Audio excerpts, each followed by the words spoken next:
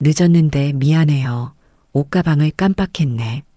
저녁 8시 남편에게서 온 문자 메시지였어요. 창밖으로 가을비가 추적추적 내리고 있었죠. 남편은 오늘도 야근이라고 했어요. 갑자기 추워진 날씨에 걱정이 됐어요. 괜찮아요. 내가 가져다 줄게요. 서둘러 옷장에서 깔끔한 셔츠와 내복을 꺼내 검은 가방에 넣었어요. 따뜻한 목도리도 함께요. 쪽지 한 장에 건강 챙기세요라고 적어 넣었죠. 보온병에 유자차도 준비했어요. 아들의 사업 실패 후 감당해야 할 빚이 산더미인 요즘 남편의 건강이 더 걱정됐거든요. 비가 내리는 거리를 택시로 달려 남편이 일하는 회사 앞에 도착했어요. 테크노스 시스템즈라고 적힌 10층짜리 건물이었죠.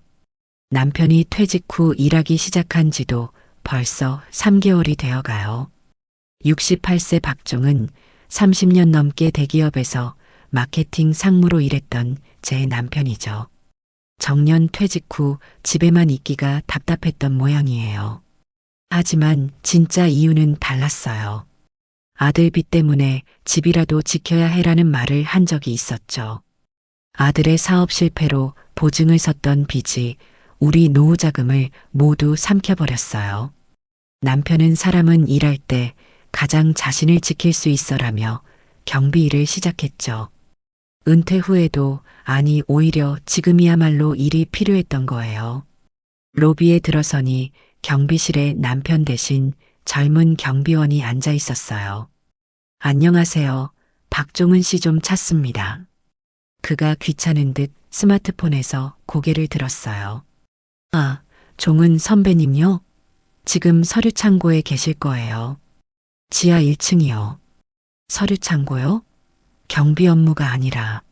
네, 오늘 총무팀에서 지시가 내려왔대요. 모든 서류 재분류하고 정리하래요. 밤 11시까지 끝내야 한다고. 이상했어요. 경비원이 왜 서류 정리를 해야 하죠? 혹시 물품 재고 조사도 경비부서에서 하나요? 궁금해서 물어봤어요. 젊은 경비원이 놀란 듯 쳐다봤어요. 대표님 특별 지시래요. 다른 경비원분들은 그런 일 안 하시나요? 그가 불편한 듯 어깨를 으쓱했어요. 글쎄요. 저희는 로비랑 주차장만. 지하 1층으로 내려가 복도를 따라 걸었어요. 문서 보관실이라 적힌 문 앞에서 발걸음을 멈췄어요. 문을 살짝 열자 먼지 가득한 공간에 수십 개의 박스가 쌓여 있었고 그 사이에서 남편이 허리를 굽히고 무언가를 정리하고 있었어요. 여보. 남편이 놀라 고개를 돌렸어요. 옷에 먼지가 묻어 있었고 얼굴은 피곤해 보였어요. 여기까지 왜 왔어? 위에 두고 가지. 옷 가져왔어요. 이따 추울까봐. 유자차도 있어요. 남편은 쑥스러운 듯 웃으며 먼지 묻은 손을 털었어요. 고마워. 이런 데까지 오게 해서. 이게 무슨 일이에요? 경비 일이 아니잖아요. 남편은 잠시 망설이더니 조용히 말했어요. 오늘 총무팀에서 지시가 내려왔어. 모든 문서 다시 분류하고 오래된 건 폐기하래. 다른 경비원들은 다 바빠서. 말끝을 흐렸지만 그 뜻은 알 수 있었어요. 다른 경비원들은 바쁘다는 핑계로 빠지고 남편에게만 이런 일을 맡긴 거죠. 다른 사람들은 모두 로비에서 근무하는데 나만 이런 일을 하냐고 물어봤지. 그랬더니 신입은 이런 일부터 해야 한다고 하더라고. 68세의 신입. 그 말에 가슴이 아팠어요. 그런데도 여기서 일하는 이유가 뭐예요? 아들 빚 때문만은 아니잖아요. 남편은 잠시 생각하더니 진심 어린 목소리로 대답했어요. 평생 일만 했어. 갑자기 퇴직하니 내가 누군지 모르겠더라고. 그리고 아무리 이런 일이라도 돈을 벌어야 해. 아들 대출 보증을 잘못 써서 우리 노후 자금이 다 날아갔잖아. 집이라도 지켜야지.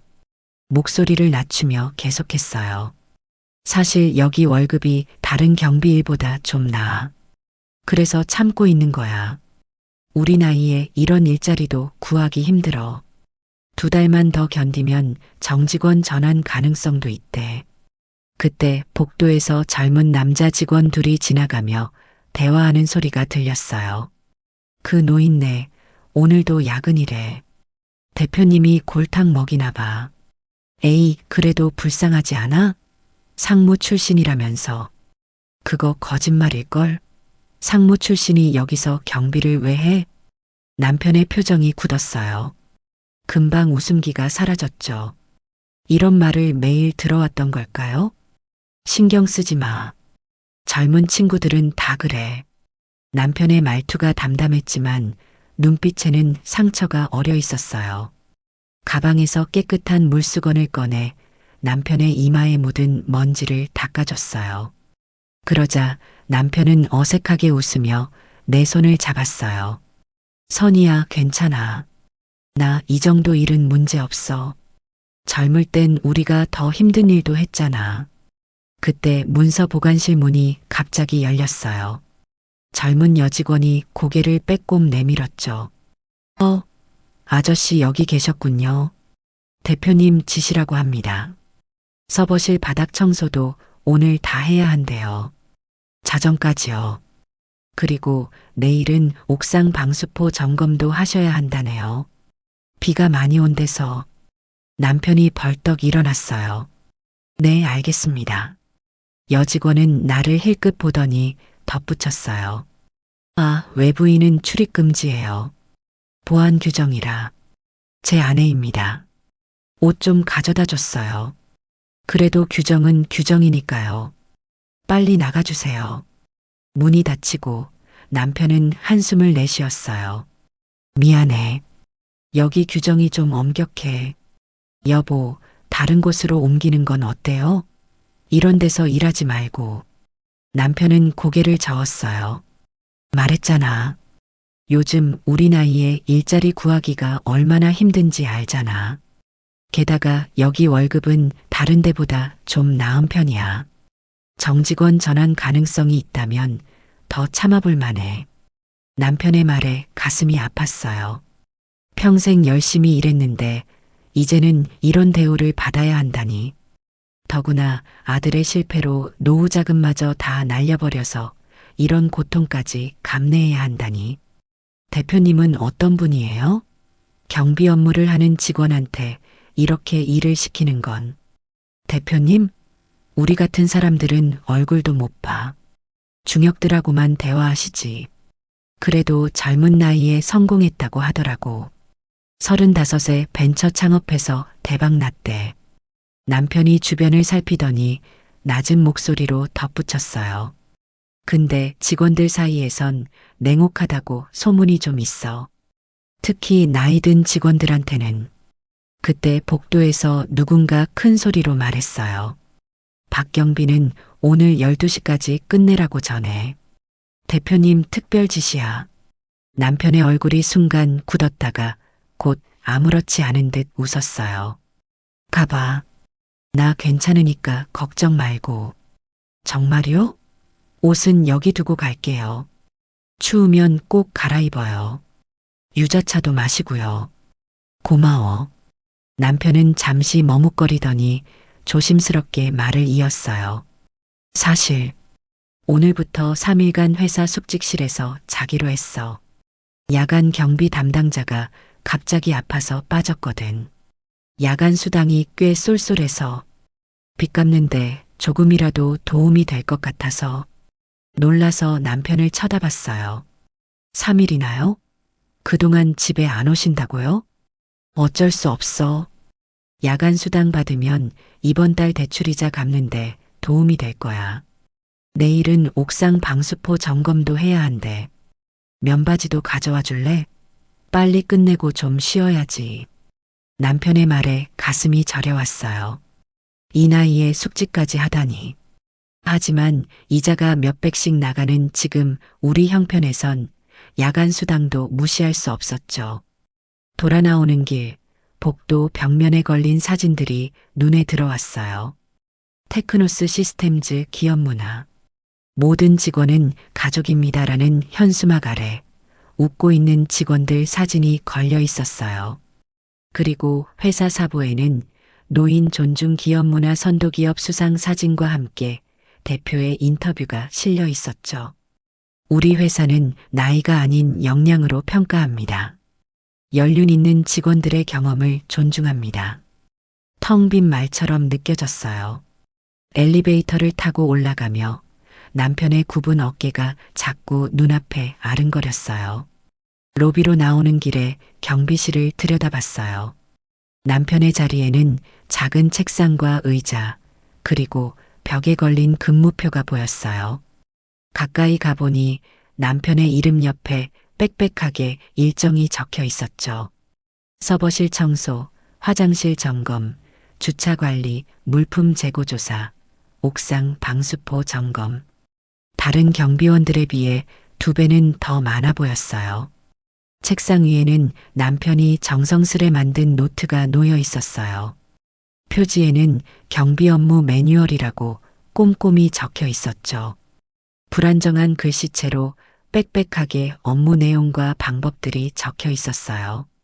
퇴직 전 결제 서류만 보던 사람이 이렇게 열심히 세일을 배우고 있었어요. 옆 사물함에는 남편의 퇴직 전 사진이 붙어 있었어요. 마케팅 부서 상무로 회의를 주재하는 모습이었죠. 자랑스러운 표정으로 프레젠테이션을 하고 있었어요. 그리고 그 아래는 구두약과 구두소리 가지런히 놓여 있었어요. 매일 아침 구두를 닦고 출근하던 평생의 습관이었죠. 가슴이 저려왔어요. 책상 위에는 컴퓨터 화면에 놓인 경비 구인이라고 검색된 내용이 보였어요. 남편이 다른 일자리를 알아보고 있던 걸까요? 그 자존심 강한 사람이 아들의 빚 때문에 어쩔 수 없이 이런 일까지 하고 있다니. 그때 책상 위에 놓인 명함이 눈에 들어왔어요. 박도윤 대표이사, 테크노스 시스템즈라고 쓰여 있었죠. 명함 뒷면에는 볼펜으로 적힌 메모가 있었어요. 대표님은 강원 동창회 11월 예정. 강원. 그 단어가 갑자기 가슴을 울렸어요. 1990년대 중반에 제가 강원도 정선에서 교사로 일했던 기억이 떠올랐어요. 테크노스 시스템즈 대표 박도윤. 그리고 강원. 이 둘 사이에 무슨 연관이 있는 걸까요? 정선고 한 중학교에서 가르쳤던 학생 중에 박도윤이라는 아이가 있었는데요. 경비실 입구에서 발소리가 들리자 재빨리 자리를 떴어요. 택시를 타고 집으로 돌아오는 길 머릿속에서 여러 생각이 맴돌았어요. 남편이 겪고 있는 부당한 대우, 아들의 빚으로 인한 우리 노후의 불안, 그리고 왠지 계속 신경 쓰이는 박도윤이라는 이름. 집에 도착해서 옛 앨범을 찾아봐야겠다는 생각이 들었어요. 강원도 정선에서 가르쳤던 학생들 사진이 있을 거예요. 비가 더 세차게 내리기 시작했어요. 택시를 타고 집으로 돌아오는 내내 남편의 피곤한 얼굴과 문서 창고의 먼지 냄새가 떠나지 않았어요. 집에 돌아온 저는 오래된 앨범을 찾아 책장 깊숙한 곳을 뒤졌어요. 마침내 먼지 쌓인 상자 속에서 정선고 한 중학교 1996 앨범을 발견했죠. 소파에 앉아 노란빛 스탠드 아래서 앨범을 펼쳤어요. 페이지를 넘기자 32살, 처음 정선에 발령받아 단정한 정장 차림으로 교무실에 앉아있는 젊은 제 모습이 눈에 들어왔어요. 그때가 벌써 29년도 더 전이네. 당시 남편은 서울에서 회사를 다니고 있었고 저는 강원도 정선군 고안읍 중학교로 정근을 갔었죠. 주말 부부로 지내던 시절이었어요. 사진들을 넘기다 3학년 3반 단체 사진에서 손가락이 멈췄어요. 마지막 줄 구석에 서 있는 마른 소년이 눈에 들어왔어요. 까맣게 그을린 얼굴에 다른 아이들보다 머리가 길고 카메라를 똑바로 쳐다보지 못하고 시선을 살짝 돌린 아이였죠. 그 아래 이름 박도윤. 심장이 빠르게 뛰기 시작했어요. 설마 그 아이가 남편 회사의 대표일까? 이름만 같은 거겠지? 사진 옆에 붙어 있던 메모장을 펼쳤어요. 학생들 특성을 기록해둔 제 필기였죠. 박도윤, 조선가정, 할머니와 단둘이 거주, 내성적이나 수학 능력 우수, 결석 잦아짐, 특별관리 필요, 그리고 빨간 펜으로 덧붙인 글씨가 있었어요.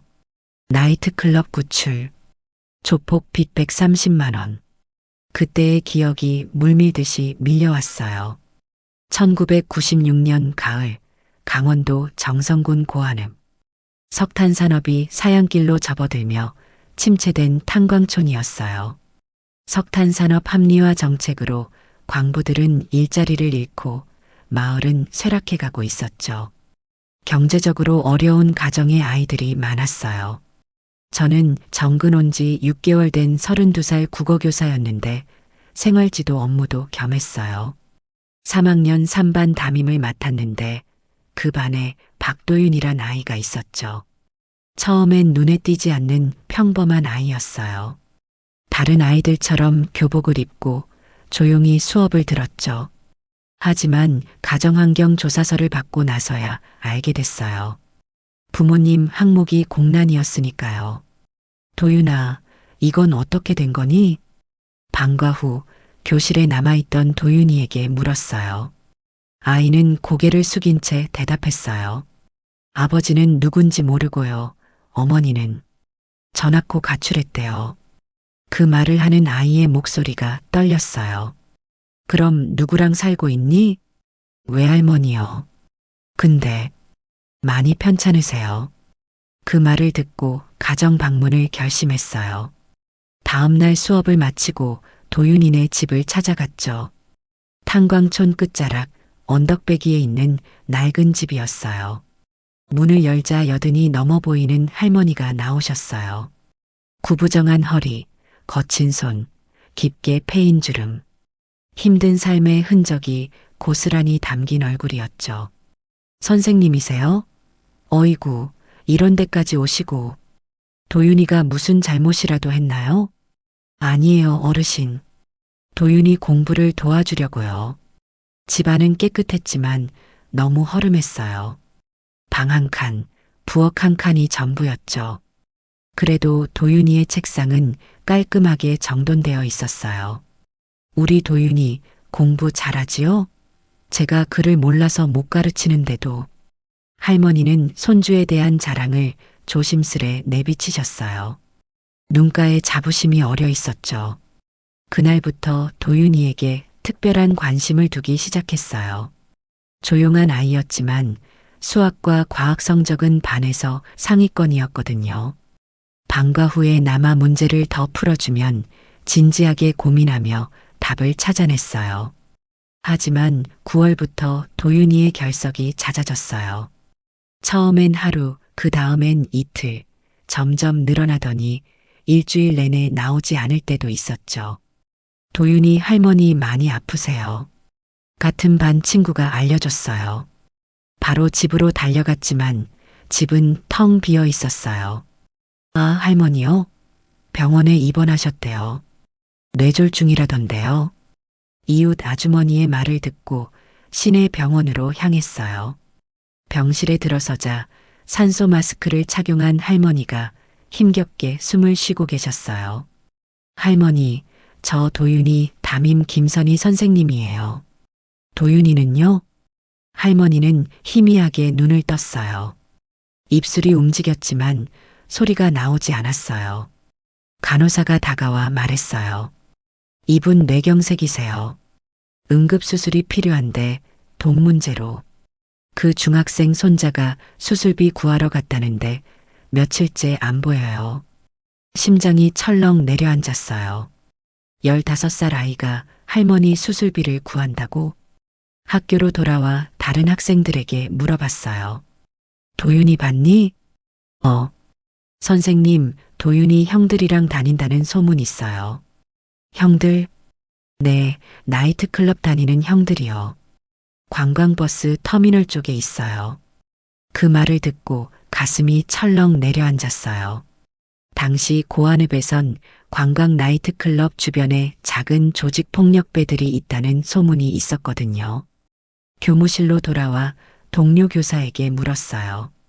관광버스 터미널 근처에 나이트클럽 있나요? 네, 블루 하와이라고. 근데 선생님, 거긴 위험해요. 지역 폭력 조직이 운영한대요. 망설일 시간이 없었어요. 그날 저녁 비가 내리는 가운데 우산을 쓰고 블루 하와이 나이트클럽으로 향했어요. 문을 열고 들어가자 담배 연기와 술 냄새가 진동했어요. 무대에선 화려한 옷을 입은 여성들이 춤을 추고 있었고 벽 쪽 테이블에는 검은 옷을 입은 남자들이 모여 있었어요. 그리고 그 사이로 검은 조끼를 입은 도윤이가 술병을 나르고 있었어요. 얼굴은 지쳐 있었지만 필사적으로 일하는 모습이었죠. 도윤아, 아이의 팔을 붙잡았어요. 놀란 눈으로 저를 올려다봤죠. 선생님, 여긴 어떻게? 집에 가자. 여기서 뭐 하는 거니? 그때 테이블에 있던 남자 하나가 자리에서 일어났어요. 40대로 보이는 짧은 머리에 수염을 기른 남자였어요. 지역에서 까치라 불리는 조직의 행동대장이었다고 해요. 이게 누구요? 선생님이세요? 네. 이 아이는 제 학생입니다. 데려가겠습니다. 남자는 비웃었어요. 학생? 이제 우리 식구가 된 애인데요. 무슨 말씀이세요? 이 꼬맹이 할매 수술비 100만 원 성금 받았어요. 이제 우리 심부름꾼으로 일하기로 했는데 100만 원. 1996년이면 교사 초임 월급이 130만 원 정도였을 때예요. 엄청난 금액이었죠. 그 돈 제가 갚겠습니다. 아이고, 선생님이 갚아요? 이자까지 하면 130만 원은 되는데 제 가슴이 내려앉았어요. 그 정도 돈을 당장 구할 수 없었어요. 하지만 도윤이를 이대로 둘 수는 없었죠. 어떻게든 마련하겠습니다. 이 아이는 데려가겠어요. 이봐요, 선생님. 세상이 그렇게 만만하지 않아요. 각서라도 쓰시겠어요? 메모지를 건네는 남자의 눈빛이 차가웠어요. 손이 떨렸지만 그 자리에서 각서를 썼어요. 김선희는 박도윤 학생의 할머니 수술비 명목으로 빌린 100만 원과 이자 30만 원, 총 130만 원을 3일 내에 갚기로 한다. 도윤이가 내 팔을 잡았어요. 눈에는 눈물이 가득했죠. 선생님, 제가 갚을게요. 여기서 일하면. 안 돼, 도윤아. 넌 공부해야 해. 조폭 두목은 각서를 받아 주머니에 넣으며 비웃었어요. 선생님, 월급으로 이걸 어떻게 갚을 계획이에요? 빌리시게? 그 말이 맞았어요. 제 월급으론 부족했죠. 남편에게 전화해야 했어요. 도윤이를 데리고 나오는데 아이의 눈에선 눈물이 흘렀어요. 선생님, 저 때문에 왜? 저 같은 거. 나는 아이의 어깨를 꼭 안았어요. 도윤아, 돈은 내가 커서 잘 되는 걸로 갚아. 그게 제일 확실한 방법이야. 곧장 병원으로 향했어요. 수술 동의서에 제가 보호자로 서명했고 응급수술이 진행됐어요. 다행히 수술은 성공적이었어요. 그날 밤 남편에게 전화해 상황을 설명했죠. 여보, 미안해. 급하게 돈이 필요해. 얼마나? 130만 원. 잠시 침묵이 흘렀어요. 왜 그렇게 많이? 나중에 설명할게. 제자가 어려움에 처했어. 남편은 더 묻지 않았어요. 다음 날 통장에 돈이 입금됐고 조폭에게 갚을 수 있었죠. 그 후로 도윤이가 변하기 시작했어요. 수업 시간에 손을 들고 질문하고 방과 후에도 남아 공부했어요. 할머니 병간호를 하면서도 학교를 빠지지 않았죠. 주말마다 병원에 가서 할머니를 뵀어요. 오른쪽 몸이 마비되셨지만 도윤이가 공부하는 모습을 보시곤 눈물을 흘리셨어요. 선생님, 우리 도윤이가 이렇게 달라진 건 다 선생님 덕분이에요. 할머니께서 떨리는 왼손으로 차를 내려주시며 하신 말씀이었어요. 보리차였는데 식었지만 그 정성만큼은 뜨거웠죠. 도윤이는 열심히 공부했어요. 제가 방과 후에 남아 가르쳐줬고 학교 도서관에서 책을 빌려줬어요. 특히 컴퓨터에 관심이 많았죠. 선생님, 저 PC 통신 시작했어요. 하이텔이라고 아세요? 거기 까치발제이라는 아이디로 가입했어요. 까치발이라니 웬 이름이야? 그, 제가 걸을 때 발이 약간 까치발이라 애들이 놀려서요. 확실히 도윤이는 걸을 때 약간 발끝으로 걷는 버릇이 있었어요. 자세히 보면 한쪽 다리가 미세하게 짧았거든요. 근데 이제 그게 제 특징이니까 받아들이기로 했어요. 그래서 아이디도 그렇게 지었어요. 그 말을 듣고 무척 뿌듯했어요. 아이가 자신의 약점을 받아들이는 법을 배운 거니까요. 고3이 되던 해겨울, 할머니의 상태가 갑자기 악화됐어요. 도윤이에게서 급한 전화가 왔죠. 선생님, 할머니가 위독하세요. 병원에 달려갔을 때 할머니는 이미 의식이 거의 없으셨어요. 도윤이는 할머니 손을 잡고 울고 있었죠. 할머니, 제가 꼭 대학 갈게요. 선생님처럼 좋은 사람 될게요. 하지만 할머니는 그날 밤 세상을 떠나셨어요. 장례식에서 도윤이는 꼿꼿이 서서 조문객들을 맞았어요. 18살, 이제 완전히 혼자가 된 아이였지만 강인하게 견뎠죠. 장례를 치르고 돌아오는 길, 도윤이가 내게 말했어요. 선생님, 저 할머니처럼 포기 안 할 거예요. 꼭 성공해서 저 같은 사람 도울 거예요. 그래서 선생님한테 빚도 갚을 거고요. 도윤아, 넌 나한테 빚이 없어. 아니에요. 제가 잘 되는 걸로 갚기로 했잖아요. 그 말을 듣고 아이를 안아줬어요. 할머니가 하늘에서 널 지켜보실 거야. 부끄럽지 않게 살자. 그의 도윤이는 열심히 공부해 컴퓨터 공학과에 합격했어요. 성적으로는 더 좋은 대학도 갈 수 있었지만 장학금을 받을 수 있는 학교를 선택했죠. 대학 첫 학기 등록금도 제가 도왔어요. 그래도 도윤이는 곧 아르바이트를 시작해 스스로 학비를 마련했죠. 선생님, 제가 컴퓨터로 돈 벌 수 있는 법 찾았어요. 홈페이지 만들어주고 받는 거예요. 그 시절은 인터넷이 막 확산되던 때였어요. 도윤이는 새로운 기술에 민감했고 항상 한 발 앞서 나갔죠. 대학 시절 도윤이에게서 문자가 왔어요. 선생님, 저 벤처 창업 준비 중이에요. 이번엔 진짜 성공할 것 같아요. 잘 될 거야, 도윤아. 화이팅! 벤처 붐이 일던 2000년대 초반, 도윤이는 친구들과 작은 회사를 차렸어요. 처음엔 실패했지만 다시 도전했죠. 선생님, 이번엔 모바일 앱 개발로 방향 전환했어요. 스마트폰이 대세가 될 거예요. 도윤이의 예측은 맞았어요. 스마트폰 보급률이 높아지면서 회사도 성장하기 시작했다고 했어요.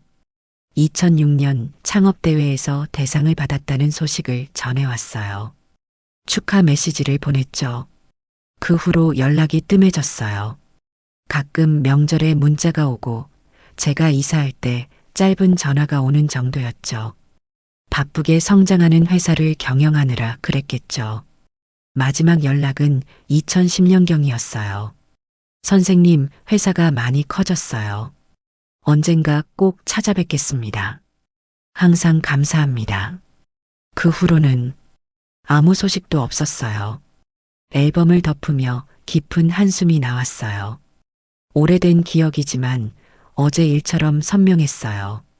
며칠 후 남편이 야근을 마치고 들어왔어요. 여보, 늦었네요. 거실로 들어오는 남편에게 앨범을 보여줬어요. 이 학생 기억나요? 내가 강원도 있을 때 말했던. 아, 그 조폭한테서 구해준 제자? 그래서 우리가 130만 원 보냈던 아이 말하는 거야. 네, 그 아이예요. 남편이 사진을 유심히 보더니 물었어요. 이 아이가 어떻게 됐어? 그 후로는 아무 소식도 없었어요. 앨범을 덮으며 깊은 한숨이 나왔어요. 이름이 같다고 해서 반드시 같은 사람이라고 단정할 수는 없어요. 하지만 강원 동창의 메모까지 우연이라고 하기엔 너무 많은 일치점이 있었죠. 며칠 동안 계속 앨범을 보게 되더라고요. 남편이 소파에 앉으며 한숨을 내쉬었어요. 오늘도 힘들었어요? 제가 물었어요. 뭐, 괜찮아. 그냥 오래 서 있다 보니 허리가 좀 아프네. 남편의 손을 보니 작은 상처가 여러 개 있었어요. 무거운 물건을 옮기다 다친 걸까요? 여보, 내일 간식 좀 싸갈게요. 당신이랑 같이 일하는 경비원분들 드시라고. 괜찮아. 그런 거 안 해도. 아니에요. 요즘 고생이 많아 보여서 제가 직접 김밥이랑 유부초밥 만들어 갈게요. 따뜻한 보리차도 준비하고. 남편이 미소를 지었어요. 고마워. 그럼 최 씨랑 김 씨도 좋아하겠네. 혹시 회사 대표님은 어떤 분이세요? 직원들한테 인자하신 편인가요? 남편의 표정이 살짝 굳었어요. 글쎄, 나는 직접 본 적 없어. 임원들하고만 대화한다더라. 근데 왜? 그냥 궁금해서요. 요즘 일이 많은 것 같아서. 침실로 향하는 길에 앨범을 몰래 다시 펼쳐봤어요. 마른 소년의 얼굴을 물끄러미 바라보며 생각에 잠겼어요. 만약 내일 정말 그 아이를 만날 수 된다면. 잠자리에 들며 머릿속엔 온통 내일에 대한 생각뿐이었어요. 돈은 내가 잘 되는 걸로 갚아. 잘 되는 건 단순히 부자가 되는 게 아니라 더 나은 사람이 되는 거였는데. 부엌으로 나와 고무장갑을 끼고 쌀을 씻기 시작했어요. 밤이 늦었지만 내일 간식을 준비해야 했으니까요. 김밥 재료를 썰면서도 머릿속엔 도윤이의 얼굴이 떠올랐어요. 진짜 그 아이일까? 아침부터 빗소리가 요란했어요. 창문을 타고 빗물이 줄줄 흘러내리는 걸 보니 태풍이 온다던 뉴스가 맞나 봐요. 그릇에 정성껏 담은 김밥과 유부초밥을 도시락통에 넣고 보온병에 따뜻한 보리차를 채웠어요. 김밥은 각각 다른 재료로 만들었죠. 남편이 좋아하는 참치 김밥, 다른 경비원분들을 위한 불고기 김밥과 야채 김밥까지. 평소라면 더 늦게 회사로 갔을 텐데 오늘은 왠지 서둘러 나섰어요. 어젯밤 꿈에서 젊은 도윤이를 봤거든요. 할머니 병실에서 울면서 선생님, 저 성공하면 꼭 보답할게요라고 말하던 모습이요. 택시를 타고 테크노스 시스템즈 앞에 도착했을 때는 비가 더 세차게 내리고 있었어요. 우산을 쓰고 내린 순간 강한 바람에 우산이 뒤집혔죠. 급하게 도시락 가방을 지키느라 온몸이 흠뻑 젖었어요. 로비에 들어서자 유리문 너머로 건물 뒤편 옥상 방수포가 바람에 펄럭이는 게 보였어요. 경비실에 다가가서 젊은 경비원에게 물었어요. 안녕하세요. 박종은 씨 어디 계신가요? 옥상에 올라가셨는데요. 태풍 대비해서 방수포 점검하러요. 이런 날씨에 옥상에요? 위험하지 않나요? 경비원이 어깨를 으쓱했어요. 대표님 지시라더라고요. 안전장비는 따로 없고 안전장비도 없이 올라가요? 이런 비바람에 걱정이 앞섰어요. 서둘러 도시락 가방을 경비실에 맡기고 엘리베이터로 향했어요. 옥상 가려면 어떻게 가야 하나요? 10층 올라가시면 옥상 출입문 있어요. 근데 외부인은 못 올라가시는데. 그 말을 뒤로 하고 엘리베이터를 탔어요. 10층 버튼을 누르며 가슴이 뛰었어요. 비상등이 깜빡이는 엘리베이터 안에서 남편의 안전이 걱정됐어요. 10층에 도착해 복도를 지나 옥상 출입문을 찾았어요. 문을 열자 강한 바람과 함께 빗줄기가 얼굴을 때렸어요. 빗물 범벅이 된 계단을 조심스럽게 올라가며 남편을 불렀어요. 여보, 어디 있어요? 대답이 없었어요. 옥상 문을 열고 나가니 바람이 더 거세게 불었어요.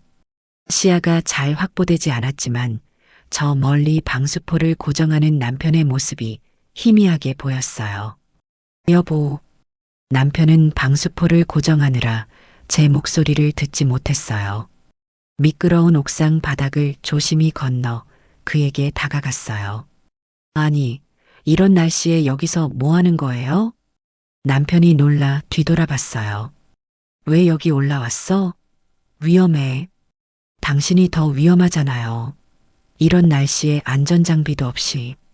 남편은 이미 흠뻑 젖어 있었고 손은 차가웠어요. 방수포를 고정하던 밧줄에 손이 긁혀 피가 나고고 있었죠. 괜찮아. 금방 끝낼 거야. 내려가 있어. 같이 내려가요. 이건 너무 위험해요. 그때 옥상 문이 다시 열리며 누군가 나타났어요. 검은 우산을 쓴 남자였어요. 태풍이 불어도 흔들리지 않는 단단한 골프 우산이었죠. 박경비, 아직도 안 끝났습니까? 강한 바람 소리를 뚫고 들리는 날카로운 목소리였어요. 남편이 화들짝 놀라 몸을 돌렸고 그 바람에 발이 미끄러졌어요. 순간 남편이 균형을 잃고 비틀거렸고 제 심장이 멎는 줄 알았어요. 조심해요. 남편은 간신히 옥상 난간 파이프를 붙잡아 넘어지지 않았어요. 하지만 손이 미끄러워 계속 위태로웠죠. 우산을 쓴 남자가 가까이 다가왔어요. 그가 우산을 살짝 기울여 저를 바라봤을 때 둘의 눈이 마주쳤어요. 찰나의 순간이었지만 시간이 멈춘 것 같았어요. 그 눈, 그 표정, 턱선. 세월이 흘렀지만 한순간에 알아봤어요. 도윤아? 우산을 든 남자의 표정이 굳었어요. 그의 눈이 놀라움으로 크게 떠졌죠. 선생님? 그 한마디에 과거와 현재가 한순간에 맞닿았어요. 그가 바로 제 제자였던 박도윤이었어요. 머리는 짧아지고 어깨는 넓어졌지만 눈빛만은 그대로였어요. 정말 너였구나. 이제는 대표가 된 도윤이는 잠시 말을 잃었어요. 얼굴이 창백해졌고 우산을 쥔 손이 살짝 떨렸어요. 그 순간 강한 바람이 불어 방수포가 튕겨 남편을 강하게 쳤어요. 남편이 비틀거리며 균형을 잃었어요. 여보, 남편이 뒤로 넘어지면서 머리를 바닥에 부딪혔어요. 급하게 다가가 남편을 일으켰어요. 이마에서 피가 조금 흐르고 있었어요. 괜찮아요? 어디 다쳤어요? 괜찮아. 그냥 살짝. 도윤이는 그 광경을 보고도 움직이지 않았어요.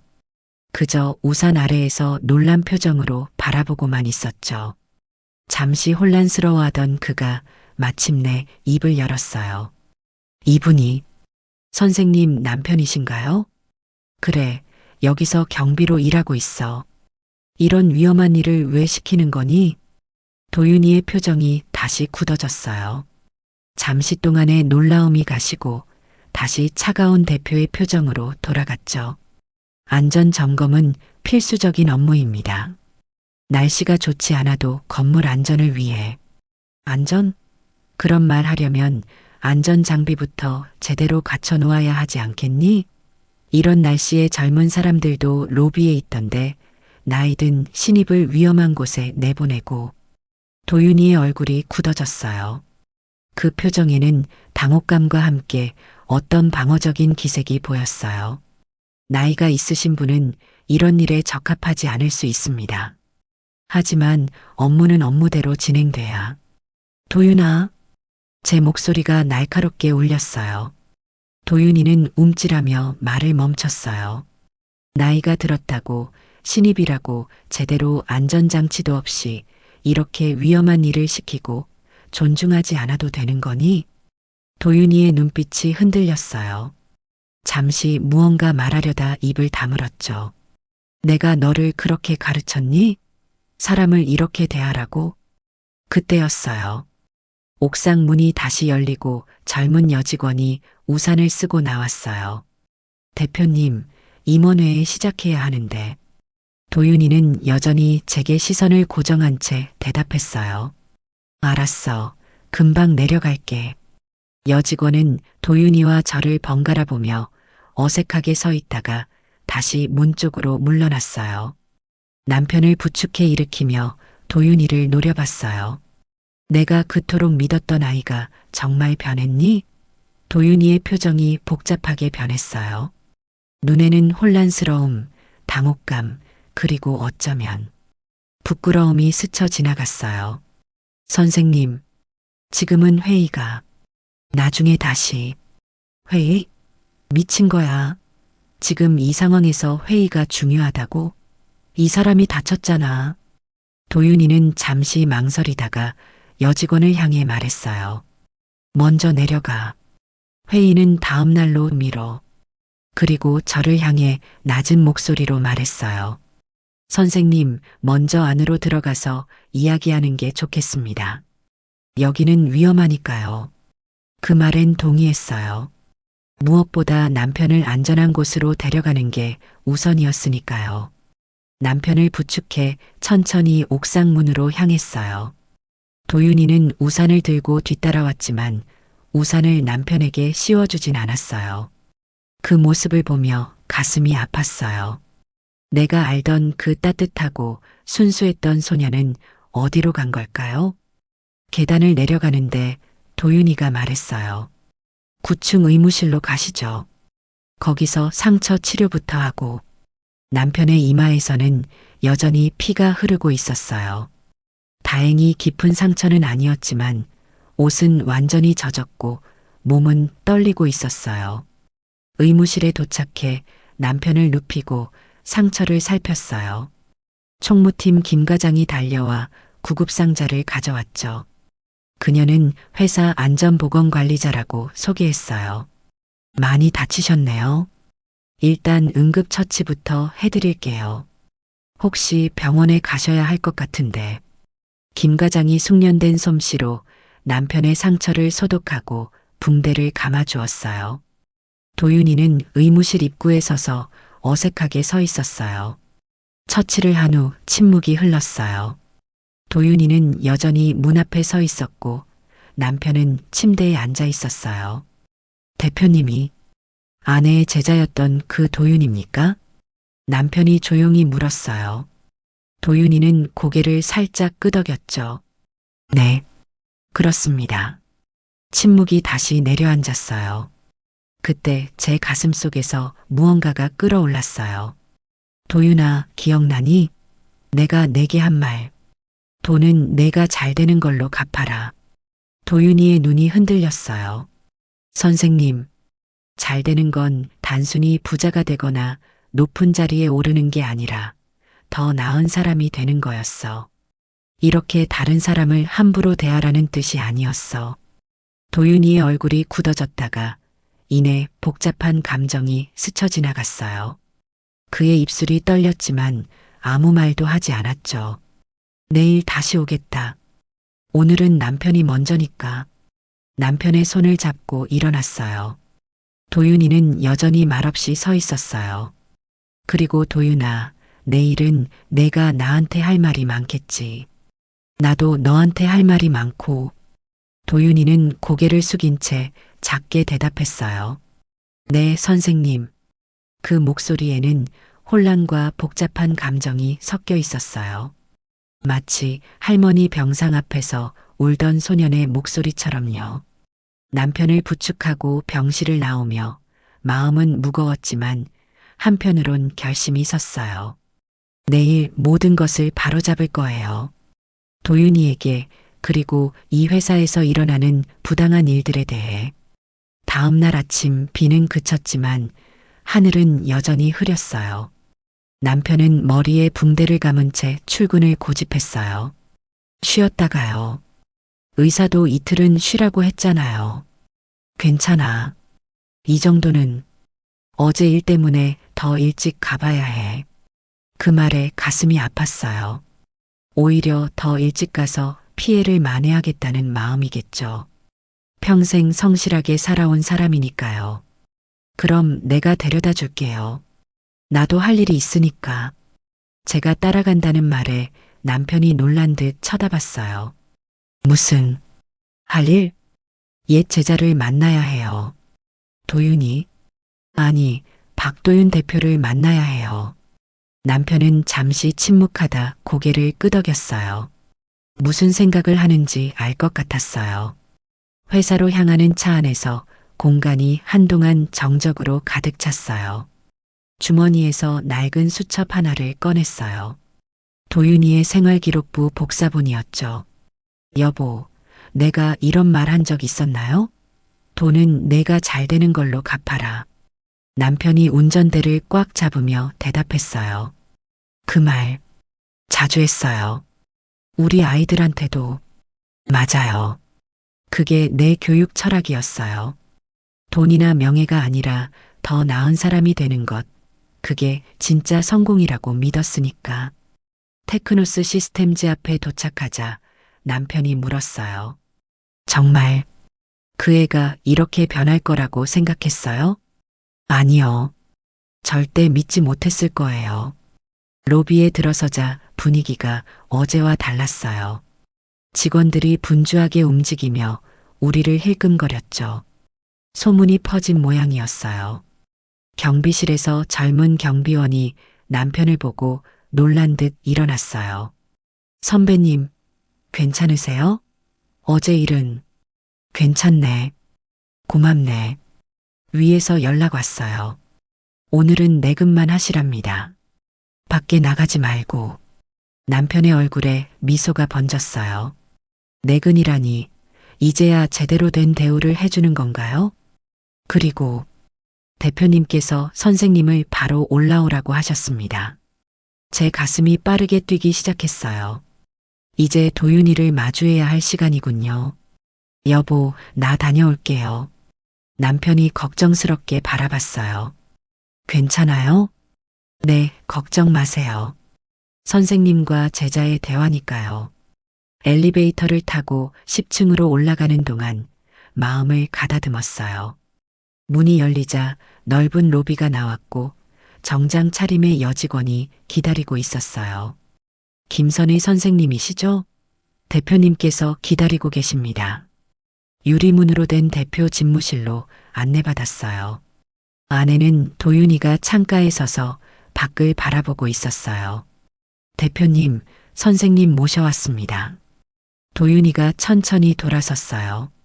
어제와 달리 공식적인 자리라 그런지 더 긴장한 표정이었어요. 들어오세요, 선생님. 여비서가 나가고 문이 닫히자 사무실에는 우리 둘만 남았어요. 도윤이는 책상 앞에 서서 손을 모았다 폈다 하며 어색하게 서 있었어요. 앉으시겠습니까? 아니, 서서 이야기하자. 그가 헛기침을 했어요. 선생님, 어제는 정말 놀랐습니다. 이런 식으로 다시 만나게 될 줄은. 나도 놀랐어, 도윤아. 내가 그토록 아끼던 제자가 이렇게 냉혹한 사람이 되어 있을 줄은 몰랐으니까. 도윤이의 눈이 흔들렸어요. 냉혹하다니요. 저는 그저 회사를 경영하는. 경영? 사람들을 이렇게 대하는 게 경영이니? 사람들을 차별하고 위험한 일을 시키고. 도윤이가 답했어요. 이건 비즈니스입니다, 선생님. 감정으로 할 수 없는 일이에요. 효율성과 성과가 중요한. 효율성? 그래서 신입을 저렇게 대했니? 태풍 속의 옥상에 내보내고. 도윤이가 잠시 침묵했다가 대답했어요. 선생님 남편이신 줄 몰랐습니다. 알았다면 당연히 다르게. 그게 중요한 게 아니야. 내 남편이 아니어도 다른 사람이어도 그렇게 대해도 되는 건 아니잖아. 도윤이의 표정이 굳었어요. 잠시 창가로 걸어가 밖을 바라봤죠. 세상이 선생님 생각처럼 그렇게 단순하지 않아요. 나이 든 직원들은 적응력이 떨어지고 속도가 느리고. 그래서 그런 이유로 사람을 함부로 대해도 된다고 생각하니? 도윤이가 갑자기 소리를 높였어요. 저도 처음부터 이러지 않았어요. 하지만 세상은 제가 약할 때 저를 짓밟았고 강해지니 이제 와서 도덕을 말하더군요. 그 말에 가슴이 아팠어요. 그래. 내가 어떤 어려움을 겪었는지 나도 알아. 하지만 그게 다른 사람에게 상처를 줄 이유가 될 수 없어. 도윤이의 표정이 복잡해졌어요. 책상으로 돌아와 서랍을 열더니 낡은 사진 한 장을 꺼냈어요. 기억하세요? 이거 할머니와 함께 찍은 중학교 졸업사진이었어요. 제가 찍어준 사진이었죠. 기억하고 말고. 그때 내 할머니가 얼마나 기뻐하셨는지. 할머니 돌아가시고 나서 제가 얼마나 힘들었는지 아세요? 도윤이의 목소리가 떨렸어요. 대학에서도 회사에서도 조선가정 출신이라고 사람들이 수군거렸어요. 이력서에 부모님 항목이 비어 있을 때마다 면접관들의 시선이 도윤아, 지방대학 컴퓨터학과 나왔다고 하면 다들 비웃었어요. 스카이 출신이 아니면 안 된다며 거절당했죠. PC통신 시절부터 밤새 코딩하고 첫 회사 창업했을 때 직원들 월급도 못 줘서 제 집 보증금 뺀 적도 있고 그의 이야기를 들으며 마음이 아팠어요. 세상이 그에게 쉽지 않았다는 걸 알 수 있었어요. 하지만 그 모든 어려움을 이겨내고 지금 이렇게 성공했잖아, 도윤아. 내가 얼마나 대단한 사람인지 나는 알아. 그렇게 말씀하시지만 저 같은 사람이 이 자리에 있으려면 더 냉정해져야 했어요. 약점을 보이면 안 되고 감정에 휘둘리면 안 되고 제가 다가가 그의 손을 잡았어요. 그래서 내가 겪었던 그 아픔을 다른 사람에게도 주는 거니? 그게 옳다고 생각하니? 도윤이의 눈이 흔들렸어요. 저도 처음부턴 그러지 않았어요. 하지만 점점 변했구나. 그 순수했던 소년이 이렇게 주머니에서 생활기록부 복사본을 꺼냈어요. 도윤이의 눈이 커졌어요. 이거 아직도 갖고 계셨어요? 물론이지. 한 번도 잊은 적 없어. 특히 내가 병원에서 약속했던 그 말. 도윤이의 눈에 눈물이 맺혔어요. 저 성공하면 저 같은 사람 도울 거예요. 그 말을 들으며 도윤이의 눈물이 볼을 타고 흘러내렸어요. 선생님, 저 잘못했습니다. 뭐가 잘못됐는지 알겠니? 처음 성공했을 때는 정말로 다른 사람들 돕고 싶었어요. 창업 초기엔 직원들을 가족처럼 대했고 조선가정 출신 인턴도 특별 채용했고 그런데 점점 성과와 효율에 집착하게 됐어요. 숫자만 보게 되고 사람을 보지 못하게. 도윤이가 갑자기 자리에서 일어섰어요. 그러더니 창문 쪽으로 걸어가 밖을 바라봤죠. 제가 뭘 하고 있었던 거죠? 목소리가 떨렸어요. 그의 등이 조금씩 흔들리는 것이 보였어요. 아직 늦지 않았어, 도윤아. 내가 그토록 바라던 성공을 이뤘으니 이제는 진짜 잘 되는 것이 무엇인지 보여줄 때야. 도윤이가 천천히 돌아섰어요. 눈가에 눈물이 가득했죠. 선생님, 정말 죄송합니다. 저 어떻게 해야 할지. 그때 사무실 문이 갑자기 열렸어요. 젊은 여직원과 함께 남편이 서 있었어요. 죄송합니다, 대표님. 이분이 꼭 올라와야 한다고. 도윤이는 급하게 눈물을 닦으며 남편을 바라봤어요. 남편은 처음으로 대표와 제대로 마주보게 된 거죠. 박 선생님, 도윤이의 목소리가 떨렸어요. 그리고 놀랍게도 그가 천천히 자리에서 나와 남편 앞으로 걸어갔어요. 그리고 갑자기 깊이 고개를 숙였어요. 정말 죄송합니다. 어제 일은 제가 정말 잘못했습니다. 남편은 당황한 표정으로 저를 바라봤어요. 도윤이는 계속해서 말했어요. 위험한 업무를 시키고 적절한 안전장비도 제공하지 않고 존중하지 않고, 그리고 더 놀랍게도 도윤이가 무릎을 꿇었어요. 사무실 한가운데서 직원들이 보는 앞에서요. 용서해 주십시오.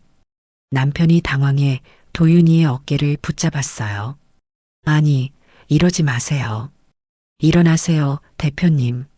아닙니다. 제가 정말 잘못했습니다. 도윤이의 어깨가 흔들렸어요. 오열하는 것 같았어요. 직원들이 사무실 문 앞에 모여들기 시작했고 모두 놀란 표정으로 상황을 지켜봤어요. 남편이 도윤이를 일으키려 했지만 그는 계속 무릎을 꿇은 채 고개를 들지 않았어요. 저를 살려주신 분의 남편이십니다. 제가 얼마나 큰 잘못을 저질렀는지. 도윤이가 남편의 손을 잡고 울었어요. 마치 어린 시절 할머니 병상 앞에서 울던 그 모습 그대로였어요. 정말 죄송합니다. 이제부터 달라지겠습니다. 꼭 보여드리겠습니다. 남편은 어색하게 도윤이의 등을 토닥였어요. 괜찮습니다. 일어나세요. 하지만 도윤이는 한동안 일어나지 못했어요. 오랫동안 억눌러왔던 감정이 폭발한 듯 했죠. 그가 겨우 고개를 들어 저를 바라봤을 때 눈빛은 달라져 있었어요. 마치 그 순수했던 소년의 눈빛으로 돌아간 것 같았죠. 선생님, 제가 다시 제대로 갚겠습니다. 잘 되는 걸로 갚겠습니다. 그 말을 듣는 순간 제 가슴이 따뜻해졌어요. 소년은 여전히 그 안에 살아 있었던 거예요. 직원들이 놀란 표정으로 서로 속삭이고 있었어요. 대표가 무릎을 꿇다니 상상도 못했을 광경이었겠죠. 남편이 도윤이를 일으켜 세우며 말했어요. 이러지 마세요. 일어나요, 대표님. 도윤이는 마침내 일어났지만 표정은 진지했어요. 아닙니다. 제가 정말로 잘못했습니다. 그리고 도윤이는 주변에 모인 직원들을 향해 말했어요. 여러분, 이분은 제 은인의 남편이십니다. 제 오만으로 많은 분들께 어려움을 줬습니다. 앞으로 우리 회사는 변할 겁니다. 나이나 배경에 상관없이 모든 직원을 존중하는 회사로요. 오늘 아침부터 모든 안전 규정을 재검토하고 경비팀 근무 환경을 개선하겠습니다. 직원들의 얼굴에 놀라움이 번졌어요. 도윤이는 눈물을 닦고 남편의 손을 잡았어요. 박 선생님, 앞으로는 억지 부리듯 일을 시키지 않겠습니다. 그리고 경비팀 자문위원으로 도와주실 수 있으세요? 박 선생님의 경험과 지혜를 회사에 나눠주세요. 남편의 눈에도 눈물이 맺혔어요. 인정받는다는 것, 그것이 얼마나 중요한지 남편도 알고 있었으니까요. 도윤이가 저를 바라봤어요. 선생님, 이제 제대로 보여드리겠습니다. 제가 정말로 잘 되는 모습을. 그 순간 사무실 안에 흐르던 긴장이 녹아내리는 것 같았어요. 도윤이의 얼굴에는 오랜만에 보는 진심 어린 미소가 번졌고 직원들의 표정도 조금씩 부드러워졌어요. 선생님 덕분에 제가 여기까지 왔습니다. 이제 그 은혜를 제대로 갚을 때가 됐네요. 도윤이의 눈에서 다시 눈물이 흘렀지만 이번엔 후회의 눈물이 아닌 희망의 눈물 같았어요. 이틀 후 회사 분위기는 완전히 달라져 있었어요. 로비에 들어서자 직원들이 예전과 달리 밝게 인사했어요. 경비실에는 새 의자와 책상이 놓여 있었고 벽에는 안전규정 매뉴얼이 크게 걸려 있었죠. 그리고 눈에 띄는 변화가 하나 더 있었어요. 경비실 옆에 작은 사무실이 생겼는데 문패에는 시니어 자문위원실 박종훈이라고 새겨져 있었어요. 남편은 오늘 처음으로 새 제복을 입고 출근했어요. 여전히 경비 업무를 담당하지만 위험한 외부 업무 대신 보안 시스템 관리와 직원 출입 관리를 맡게 됐다고 했죠. 게다가 자문위원으로서 회사 안전 정책에 의견을 낼 수 있게 되었대요. 여보, 새 사무실은 어때요? 남편이 자랑스럽게 문을 열어주었어요. 작지만 깔끔한 공간이었죠. 창가에 책상이 있고 벽에는 남편의 대기업 상무 시절 사진과 함께 테크노스 시스템즈 경비 및 안전관리팀이라는 팀 사진이 걸려 있었어요. 처음엔 받아들이기 어려웠어요. 내가 무슨 자문위원이냐고. 그런데 어제 대표님이 직접 찾아와서 1시간 넘게 이야기를 나눴어요. 남편의 표정이 밝아졌어요. 무슨 이야기요? 회사 초창기 이야기부터 앞으로의 방향까지. 내 과거 경험이 도움이 될 거라고 하더라고요. 특히 직원 복지와 안전관리 부분에서 남편의 눈에 자부심이 돌아온 것 같아 마음이 따뜻해졌어요. 다시 존중받고 필요한 사람이 된다는 느낌, 그것이 얼마나 중요한지 느낄 수 있었죠. 대표님이 올라오면 인사하라고 하셨어요. 사무실에 계실 거래요. 10층으로 올라가는 길에 회사 곳곳에서 변화가 느껴졌어요. 벽에는 연령 다양성 존중이라는 포스터가 새로 붙어 있었고 직원들의 표정도 한결 밝아 보였어요. 대표 집무실 문을 두드리자 도윤이의 목소리가 들렸어요. 들어오세요. 문을 열고 들어가자 도윤이가 자리에서 일어나 활짝 웃으며 맞아주었어요. 선생님, 오셨군요. 그의 얼굴에서 예전의 긴장감은 사라지고 한결 부드러워진 표정이 보였어요. 책상 위에는 작은 화분이 놓여 있었고 벽에는 예전에 없던 사진 액자들이 걸려 있었죠. 회사 분위기가 많이 달라진 것 같네. 네, 아직 시작이지만 많은 것을 바꾸고 있습니다. 도윤이가 창가 쪽 소파로 안내했어요. 테이블 위에는 따뜻한 보리차가 준비되어 있었죠. 기억하세요? 할머니가 항상 끓여주시던.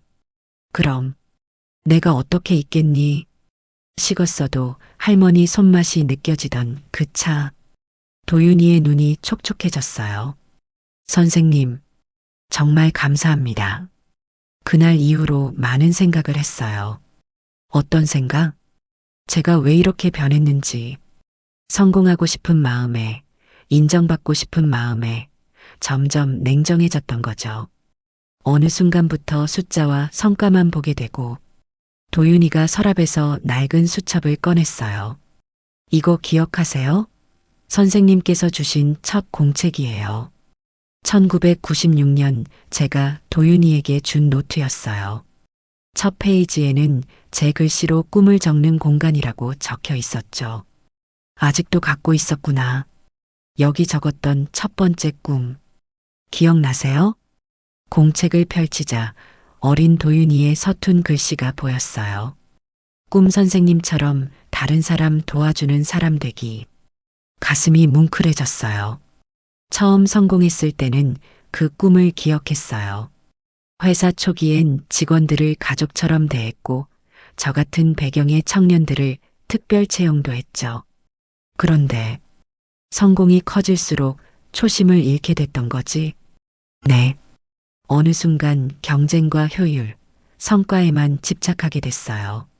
사람보다 숫자를 보게 되고 도윤이가 창밖을 바라보며 말을 이었어요. 이제야 깨달았어요. 제가 그토록 피하려 했던 모습, 제가 원망했던 그 사람들과 똑같이 변해가고 있었던 거예요. 도윤아, 선생님, 다시 시작하고 싶어요. 진짜로 잘 되는 것이 무엇인지 보여드리고 싶어요. 도윤이가 창가에서 돌아와 책상 서랍을 열었어요. 거기서 꺼낸 건 낡은 손수건 한 장이었죠. 기억하세요? 그날 비 오는 날 선생님이 주셨던 거예요. 그걸 아직도 갖고 있었니? 항상 지갑에 넣고 다녔어요. 성공을 위한 부적처럼요. 그런데 점점 의미를 잊어갔던 것 같아요. 그가 손수건을 조심스럽게 펼쳐 보였어요. 가장자리가 낡았지만 제가 수놓았던 작은 꽃무늬가 아직 선명했어요. 그날 이후로 모든 경비팀 직원들에게 개인 락커와 휴게 공간을 마련했어요. 60세 이상 직원들을 위한 특별 건강검진도 도입했고요. 무엇보다 도윤이가 책상 위 서류 하나를 건넸어요.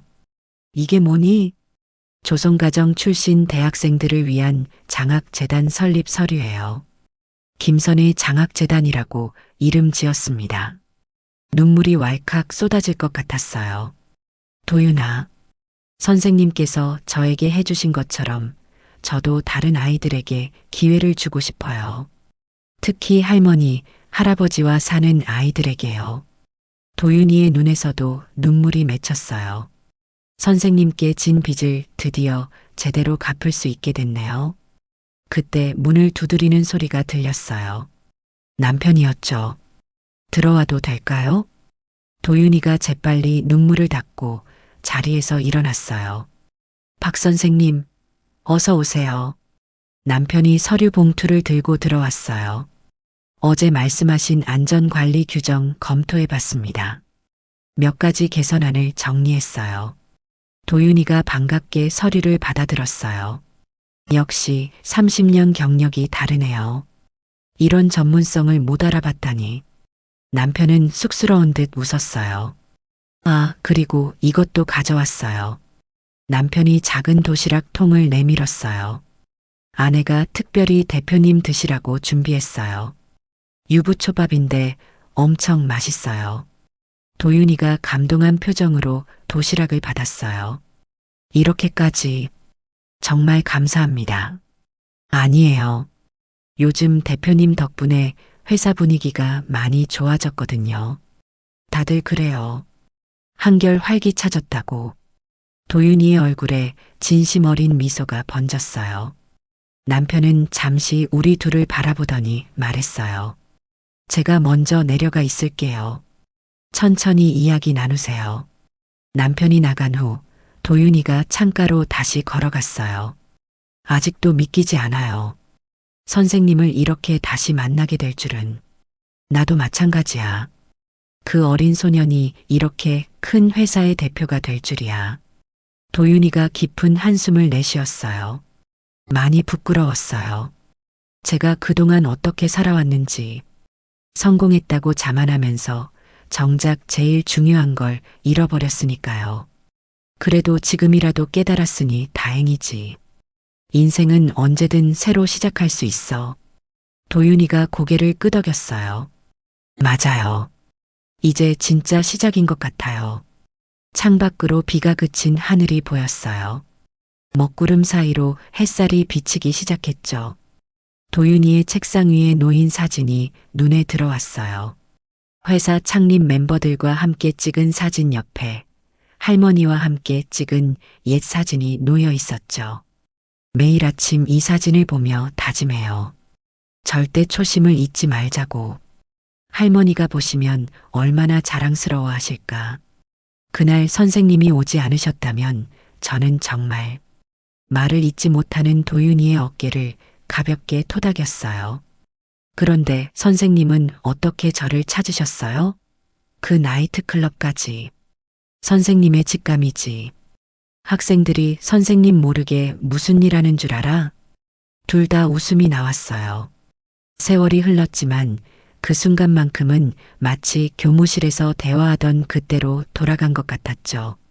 선생님, 응? 앞으로 더 자주 뵐 수 있을까요? 많은 조언이 필요할 것 같아서요. 물론이지. 이제 선생님 남편도 여기서 일하니까 더 자주 볼 수 있겠네. 도윤이가 환하게 웃었어요. 그 웃음 속에서 예전의 순수한 소년의 모습이 보였어요. 다음 주에 장학재단 발대식이 있어요. 꼭 와주세요. 첫 장학생들도 만나게 될 거예요. 물론이지. 꼭 갈게. 자리에서 일어나 문 쪽으로 향하는데 도윤이가 불렀어요. 감사합니다. 모든 것에 고마워할 필요 없어. 내가 잘 되는 걸로 갚으면 돼. 도윤이의 눈에 다시 눈물이 맺혔어요.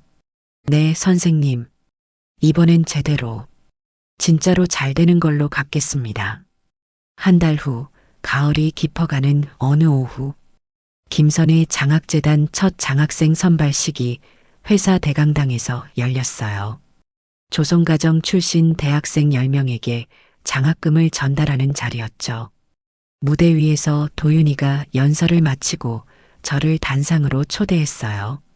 이 모든 것의 시작이 되어주신 김선희 선생님을 모시겠습니다. 넓은 대강당에 박수 소리가 울려 퍼졌어요. 남편이 객석에서 가장 크게 박수를 치고 있었죠. 단상에 올라 마이크 앞에 서자 많은 생각이 스쳐 지나갔어요. 29년 전 정선 고한읍의 작은 교실에서 시작된 인연이 이렇게 이어질 줄은. 저는 그저 교사로서 당연한 일을 했을 뿐입니다. 어려운 환경의 학생들에게 관심을 갖고 그들이 자신의 가능성을 발견할 수 있도록 돕는 것. 말을 이어가는데 객석에 앉은 장학생들의 눈빛이 도윤이의 어린 시절 눈빛과 겹쳐 보였어요. 그 순수함과 간절함, 그리고 무한한 가능성. 여러분도 언젠가 누군가에게 도움의 손길을 내밀 기회가 올 것입니다. 그때 기억하세요. 돈은 여러분이 잘 되는 걸로 갚는 겁니다. 장학생들이 진지하게 고개를 끄덕였어요. 그 모습에서 희망을 보았죠. 행사가 끝나고 로비에서 간단한 다과회가 열렸어요. 도윤이가 장학생들과 대화를 나누는 모습이 인상적이었어요. 과거 자신과 같은 처지의 학생들에게 따뜻한 조언을 건네는 그의 표정은 진심으로 빛나고 있었죠. 선생님, 잠시 나눌 말씀이 있어요. 도윤이가 저를 테라스로 안내했어요. 늦가을 석양이 건물 사이로 붉게 물들고 있었죠. 이제 장학재단도 출범했고 회사 분위기도 많이 바뀌었어요. 박 선생님도 새 역할에 적응하고 계시고. 도윤이가 주머니에서 작은 봉투를 꺼냈어요. 무엇이니? 기억하세요? 할머니 수술비로 빌렸던 돈. 도윤아, 그건 이미 다 갚은 거야. 아니요, 선생님. 진짜로 갚아야 할 때가 왔어요. 봉투를 열어보니 작은 열쇠가 들어있었어요. 이게 뭐니? 정선 고한읍에 있는 작은 도서관 열쇠입니다. 김선희 청소년 도서관이라고요. 놀라서 말을 잇지 못했어요. 지난주에 공사가 끝났어요. 그곳 아이들을 위한 배움의 공간을 만들었습니다. 특히 조선가정 아이들을 위한 특별 프로그램도 있어요.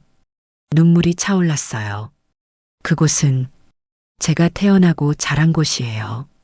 이제는 탄광이 모두 문을 닫고 관광지로 변했지만 그래도 여전히 꿈꾸는 아이들은 있더라고요. 도윤이의 목소리가 떨렸어요. 선생님이 저에게 희망을 주셨던 것처럼 저도 그곳 아이들에게 희망을 주고 싶었어요. 말없이 도윤이를 꼭 안아주었어요. 이제는 제자가 아닌 한 명의 훌륭한 어른으로 성장한 그를 안으며 가슴이 뭉클했어요. 잠시 후 남편이 테라스로 나왔어요. 여기 있었군요. 슬슬 가볼까요? 그래요, 갈 시간이네. 도윤이가 저와 남편의 손을 잡았어요. 두 분 덕분에 제가 다시 정신 차리고 태어난 것 같아요. 이제야 진정으로 제대로 된 사람이 된 것 같습니다. 아니야, 도윤아. 내가 원래 그런 사람이었어. 다만 잠시 길을 잃었을 뿐이지. 남편이 도윤이의 어깨를 토닥였어요. 앞으로도 종종 저희 집에 놀러와요. 차라도 한잔하면서. 네, 꼭 그러겠습니다, 박 선생님. 회사를 나서는 길, 석양이 건물 너머로 완전히 저물어가고 있었어요. 가로등이 하나둘 켜지기 시작했죠. 참 신기한 인연이네요. 옛 제자가 내 회사 대표라니. 세상은 생각보다 좁은가 봐요. 그런데 그 아이가 정말 변했어요. 진심으로. 사람은 언제든 변할 수 있어요. 특히 본래 착한 마음을 가진 사람이라면. 주차장으로 향하는 길에 도윤이가 뒤에서 달려와 불렀어요. 선생님, 우리가 멈춰서자. 그가 숨을 고르며 말했어요. 그냥 한 가지 더 말씀드리고 싶어서요. 뭐니? 도윤이가 잠시 말을 고르더니 진지한 표정으로 말했어요. 선생님, 제가 평생을 살면서 깨달은 건 성공이 뭔지, 부자가 뭔지는 결국 그가 깊은 숨을 내쉬었어요. 결국은 잘 사는 게 뭔지 그게 중요하더라고요. 그리고 이제야 알았어요. 선생님이 말씀하신 잘 되는 것이 무엇인지. 바람이 불어 가로수 낙엽이 우리 주변을 맴돌았어요. 은혜는 갚으라고 있는 거야. 묻으라고 준 게 아니고. 제 말에 도윤이의 눈에 눈물이 맺혔어요. 그는 말없이 고개를 깊이 숙였죠. 남편이 제 손을 꼭 잡았어요. 그의 눈빛에서도 깊은 이해와 감동이 느껴졌죠. 도윤이를 향해 따뜻하게 미소 지었어요. 내일 봅시다, 대표님. 네, 내일 뵙겠습니다, 박 선생님. 우리는 천천히 돌아섰고 도윤이는 그 자리에 서서 우리가 멀어지는 것을 바라보고 있었어요. 차에 오르면서 창밖으로 본 마지막 모습은 가로등 불빛 아래 꼿꼿이 서 있는 도윤이의 뒷모습이었어요. 더 이상 권위적인 대표도 어린 소년도 아닌 진정으로 잘된 한 사람의 모습이었죠. 집으로 돌아가는 차 안에서 남편이 조용히 물었어요. 정말 그 아이를 조폭에게서 구해준 거였어요? 네. 그리고 그 아이는 오늘 내게 도서관으로 갚았네요. 당신은 참 대단한 사람이에요. 아니에요. 그저 교사로서 해야 할 일을 했을 뿐이죠. 창밖으로 도시의 불빛이 흘러갔어요. 그 불빛 속에서 미래의 도서관을 찾을 아이들의 얼굴을 상상해 보았어요. 어쩌면 그 중에 또 다른 도윤이가 있을지도 모르겠다는 생각에 마음이 따뜻해졌죠. 여보, 주말에 정선에 한번 가볼까요? 내가 가르쳤던 학교도 보고 도윤이가 지은 도서관도 보러. 좋아요. 오랜만에 여행도 할 겸. 남편의 미소 속에서 평안함이 느껴졌어요. 퇴직 후 흔들렸던 그의 자존감이 드디어 회복된 것 같았죠. 나이 들어도 여전히 가치 있는 사람이라는 확신이 그의 눈빛에 돌아온 것 같았어요. 그리고 나 역시 오래도록 잊고 있었던 교사로서의 자부심을 다시 찾은 기분이었습니다. 한 사람의 인생을 바꾸는 작은 행동이 이렇게 큰 파도가 되어 돌아올 줄은. 어느새 집 앞에 도착했어요. 현관문을 열기 전 하늘을 올려다봤어요. 별이 반짝이는 가을밤이었습니다. 어딘가에서 도윤이의 할머니도 지금 이 모습을 하늘나라에서 보고 계시겠죠? 사랑으로 아이들의 길잡이가 돼주시는 세상 모든 선생님들의 은혜에 감사드립니다. 오늘 이야기가 마음에 드셨다면 좋아요와 구독, 알람 설정 잊지 마세요. 또 이야기를 보시고 마음에 남은 장면이 있으셨다면 댓글로 나눠주세요. 선생님의 한마디가 또 다른 분께 깊은 울림이 될 수 있습니다. 늘 감사합니다. 건강이 최고입니다. 하루 한번 운동 잊지 마셔요.